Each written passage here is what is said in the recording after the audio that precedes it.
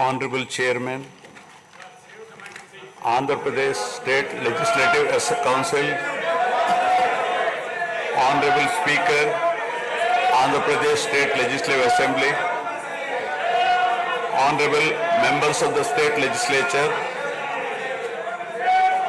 I am immensely pleased to welcome and congratulate the newly elected Honorable Members of the State Legislative Assembly and members of the Legislative Council to this joint session of the State Legislature being convened for the first time after the General Elections 2024. I would like to take this opportunity to commend the Andhra people's active participation in the electoral process. Their inspiration for change has been unambiguous. Now the responsibility of fulfilling their aspirations lies with all of you. Honorable members, you are aware that due to the supreme sacrifice of Amarajeevi Potti Sriramulu, Andhra Pradesh was formed as the first linguistic state on 1st October 1953 with Kurnool as capital. Thereafter, the state was recognized on 1st November 1956 and Telugu-speaking parts of Hyderabad state were made into the combined Andhra Pradesh with Hyderabad as capital. Accordingly, a lot of Telugu people moved to Hyderabad. Again, in June 2014, the people of Andhra Pradesh were forced to undergo another reorganization of their state, the most damaging experience of all. The united Andhra Pradesh was bifurcated unscientifically, undemocratically, and without adequate consultation with the stakeholders. This has left an indelible mark on the minds of the people of the residual state of Andhra Pradesh. The turbulence caused due to multiple state reorganizations and the resultant disruptions have deprived Andhra people of a sustained long-period development and progress. Today we stand at a juncture where the people have to again take up the task of rebuilding their state. As time has progressed, it has become evident that the Andhra Pradesh Reorganization Act 2014 does not compensate enough the residual Andhra Pradesh for the loss of prosperity and development opportunities. The state bifurcation has imposed an unprecedented strain on the economy of the state. There are patent inconsistencies in distribution of assets and liabilities, with 58.32% of combined state population. The unscientific bifurcation caused the state to inherit only 46% of the resources, financial loss on account of loss of Hyderabad city, disproportionate debt burden, loss of access to public institutions, loss of national institutions, Government of India PSUs and institutions of higher learning, etc.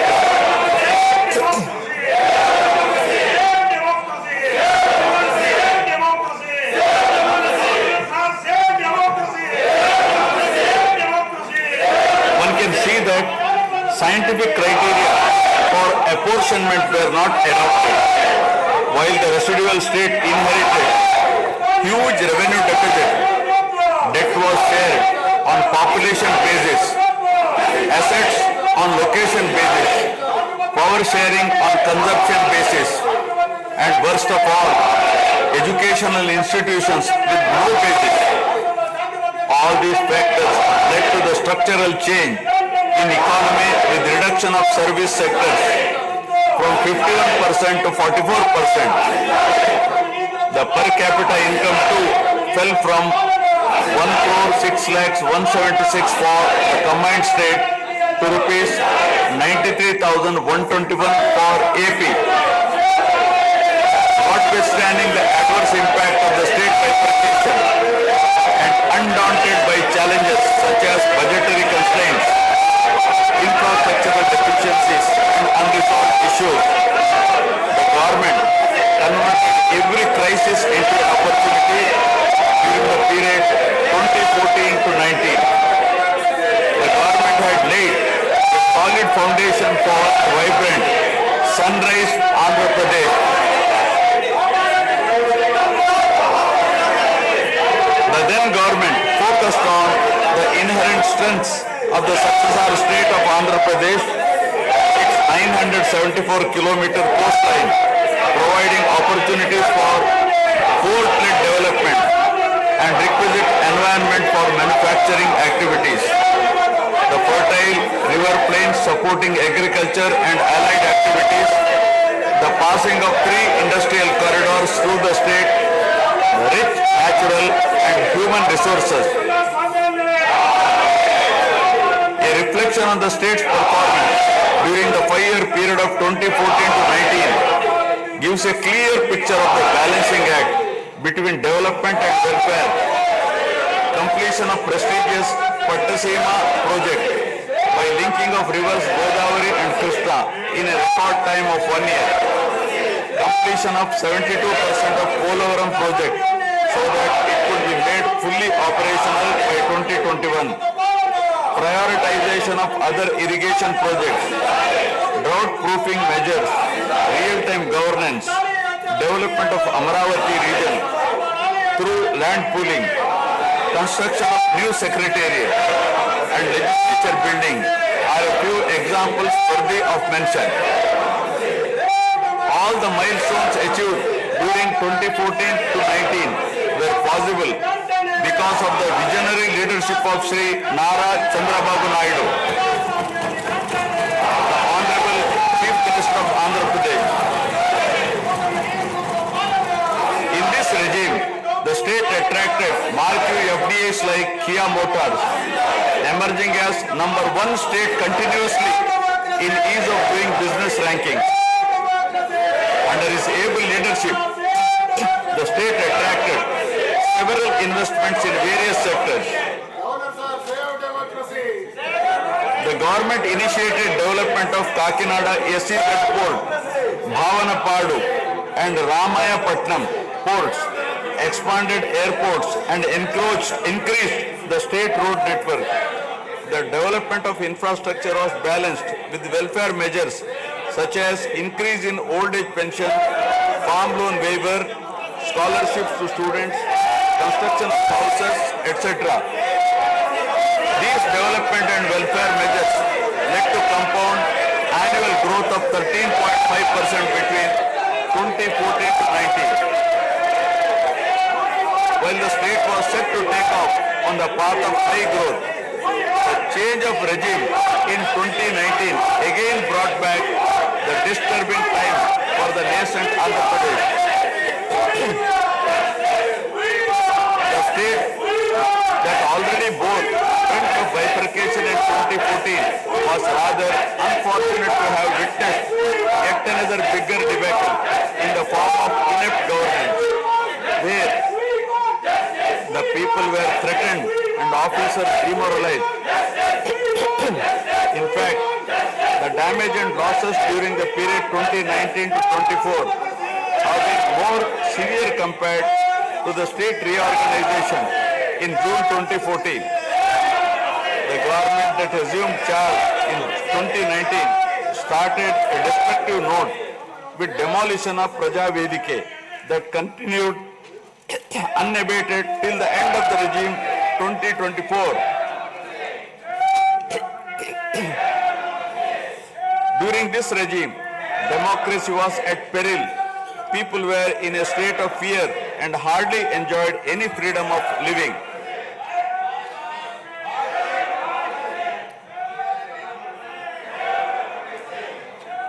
The regime revenge politics had severely hampered the state's prospects for prosperity and growth.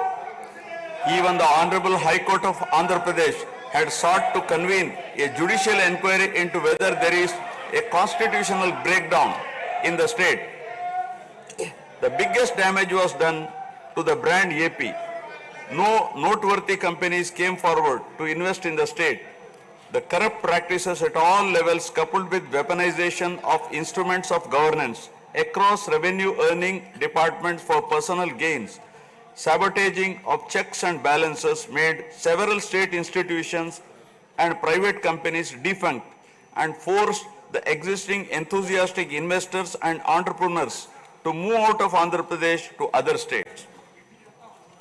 The uncertain environment which rocked the confidence of the people in general and investors in particular started showing impact on the state finances, leaving them in a mess. Fiscal prudence was abandoned. Expenditure was beyond means in spite of limited revenue growth, and debt and liabilities rose sharply. Financial management is manifested by diversion of funds, higher taxation despite high inflation, increase in power sector liabilities, neglect of capital expenditure which eventually resulted in slowing down of the economy. The enormous gap in resources was sought to be met repeatedly by borrowings through corporations and forcing them to spend on government expenditure and in the process weakening the corporations.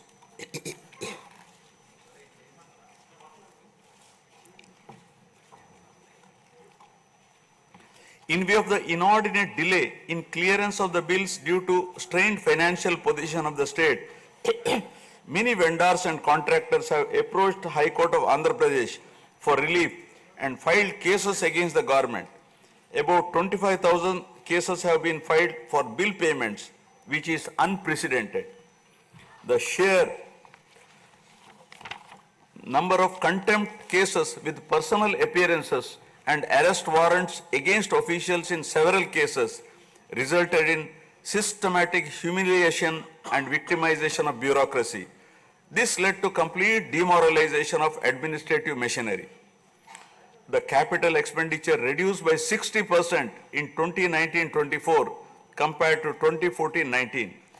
Departments such as water resources and transport, roads and buildings, which undertake substantial capital works, were left critically short of funds to carry out any works.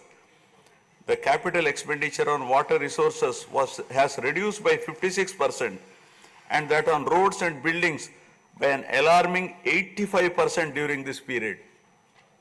The compound annual growth rate of state's own tax revenue slipped from 12.8% to 8.1% during this period. On the other hand, the revenue expenditure increased from 7.8% to 10.5%, whereas the capital expenditure growth declined steeply from 26.4% to 3.4%. Lower share of capital expenditure to public debt occurred during the period 2019 to 24 is a clear indicator that the government met revenue expenditure also through borrowed funds.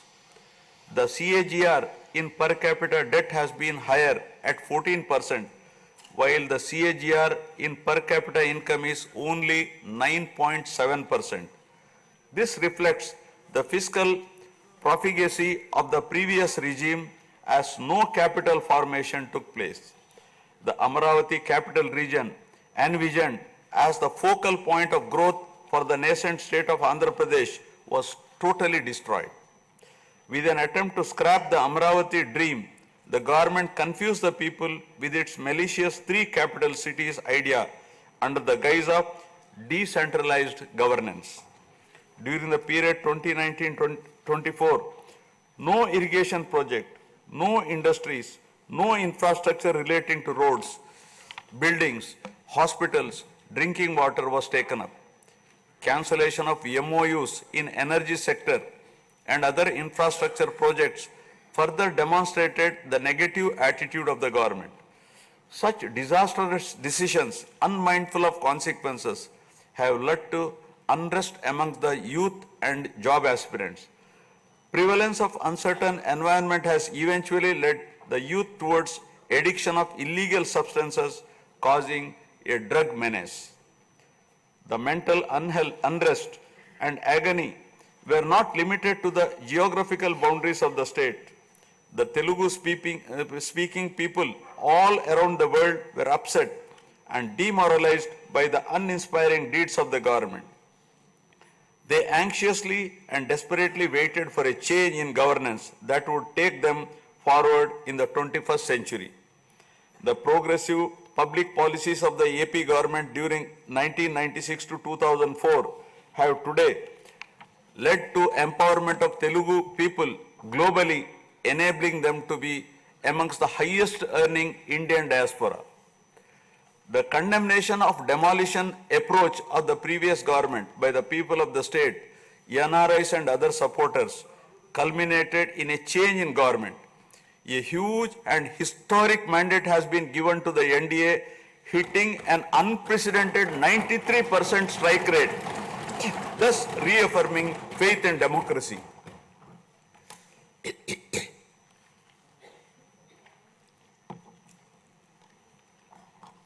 I sincerely congratulate the people of Andhra Pradesh for their wisdom in electing a government that discharges its duties with a futuristic view. Hordes of Andhra people had come from various regions to be part of this historic mandate in favor of future of Andhra Pradesh. The new government has a perfect blend of fresh and experienced honorable members in the assembly. I once again welcome all the members who will be instrumental in making right policies in the interest of good governance and in the spirit of cooperative federalism. Honorable members, at this juncture, I feel it is also important to recall the glorious past of Andhra Pradesh, renowned as Annapurna, rice bowl of India. The state used to support other states in ensuring food security. As a leader of self-help group concept, Andhra Pradesh stood out as an example in developing entrepreneurship, knowledge economy, and cultivating thrift amongst poor women. Use of IT in all areas of welfare and development was the cornerstone of state's vision. The misrule of the previous government, which lacked transparency, have compelled this government to put the facts before the people about the disruption of systems and rampant corruption prevailing during the last 5-year term. Accordingly, my government has released a series of white papers highlighting numerous discrepancies in fund utilization, misappropriation, resulting in huge loss to the state exchequer and the natural resources base of the state. I would present some of the key takeaways of the white papers. Completion of Polavaram, the lifeline of Andhra Pradesh, is of the highest priority. The Polavaram project has been completely derailed. Introduction of reverse tendering and cancelling the agreed contracts have caused an irreparable damage not only to the project but also to the concept of interlinking of rivers and irrigating every acre of land. Unilateral announcement of 3 capitals for the state resulting in 1,631 days of farmers' protest. Modification of jurisdiction of the Capital Region Development Authority to 6,993 square kilometers. Shelving preparation of regional master plans. Completing the land acquisition in only 191 acres are some of the events that halted the progress of CRDA. This led to a potential loss of about 7 lakh jobs and estimated loss of wealth of about rupees 2 lakh crore along with loss of investment and growth opportunities. Andhra Pradesh, which enjoyed the distinction of being the first state in the country to have introduced reforms in the power sector in 1990s, had achieved energy sufficiency from 1996 to 2004. After bifurcation, the state faced an energy deficit of 22.5 MU per day.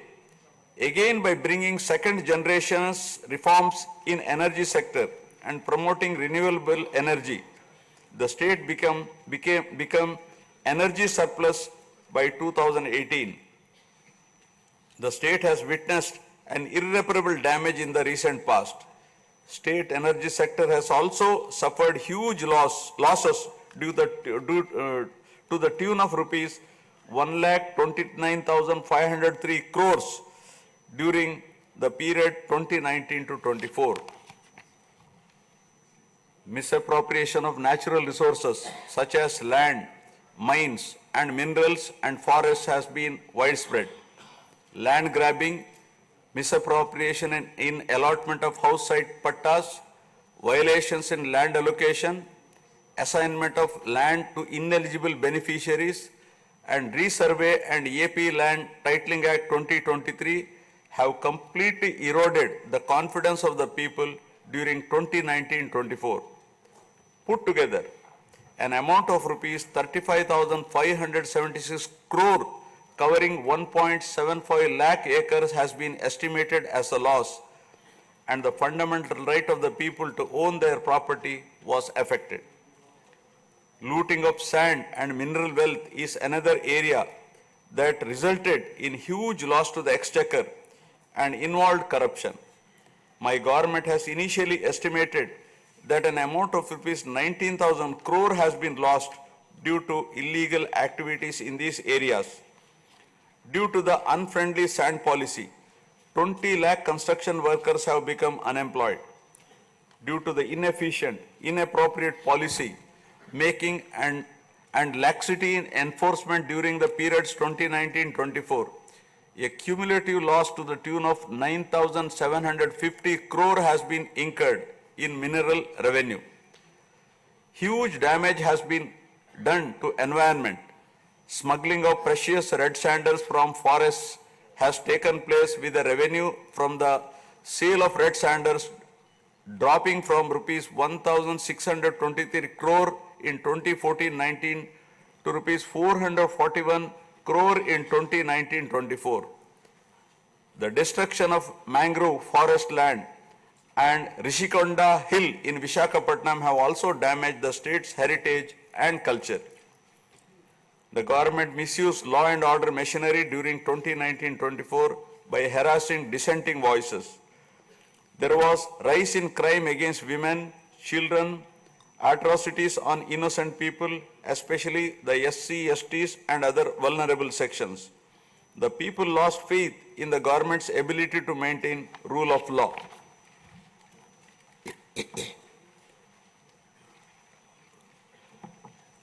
The previous government also made a mockery of the excise revenue streams of the state.